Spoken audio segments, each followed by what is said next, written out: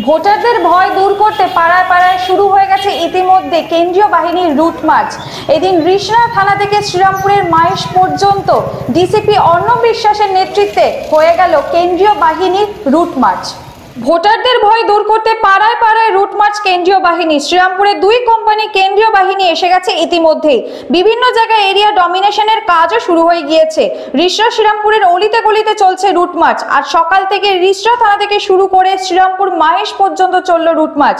চন্দননগর পুলিশের ডিসিপি অর্ণব বিশ্বাসের নেতৃত্বে বাহিনীর জওয়ানরা মানুষের ভয় দূর করতে রাস্তায় টহল দেন। ডিসিপি বলেন, ভোটের আগে নিয়ম মাফিক রুট মার্চ করা হয়। উদ্দেশ্য হলো সকল নিশ্চিন্তে নির্দ্বিধায় নির্ভয়ে বুথে গিয়ে যেন ভোটাররা ভোট দিতে পারেন, কোনো ভয় যেন না থাকে।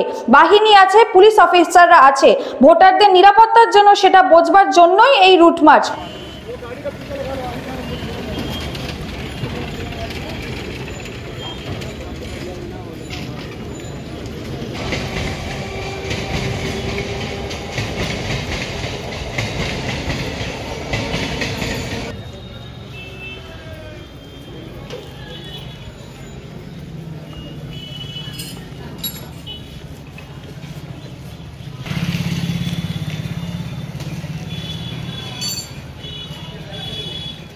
আমরা এই ভোটের আগে প্রতি বছর মানে যখন যেমন ভোট হয় তার আগে রুটিনভাবে এই রুট মার্চটা হয় সব এলাকায়, এলাকার মানুষের কনফিডেন্স বাড়াবার জন্য, যে সকলে নির্দ্বিধায় নির্ভাবনায় নিশ্চিন্তে এসে যেন বুথে এসে নিজের মতদান করে যায় নিজের পছন্দ অনুযায়ী, কোনো ভয় টয় না রেখে। যে ফোর্স এবং অফিসার থানা পুলিশ যারা আছে সমস্ত সবাই আপনার নিরাপত্তার জন্য প্রেজেন্ট আছে, সেইটা বোঝাবার জন্য।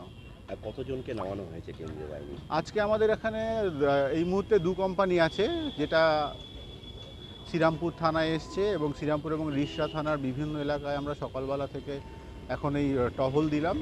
ভিতরের অলিতে গলিতে সব ধরনের মানুষের মধ্যে কথাও বললাম, যাতে মানুষ দেখতেও পায় যে ফোর্স অফিসার সব চলে এসছে ভোটের জন্য আগে থেকে। আপনার নামটা? আমি ডিসিপি শ্রীরামপুর অর্ণব বিশ্বাস।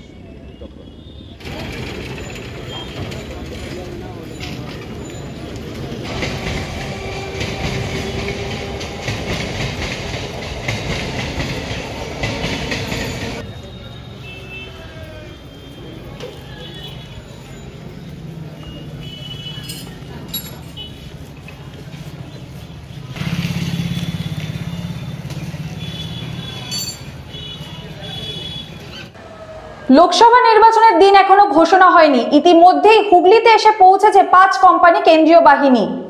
এরকমই টাটকা আপডেট পেতে চোখ রাখুন ডিএনএন বাংলায়। ডিএনএন বাংলা, সবার মনে সবার ফোনে।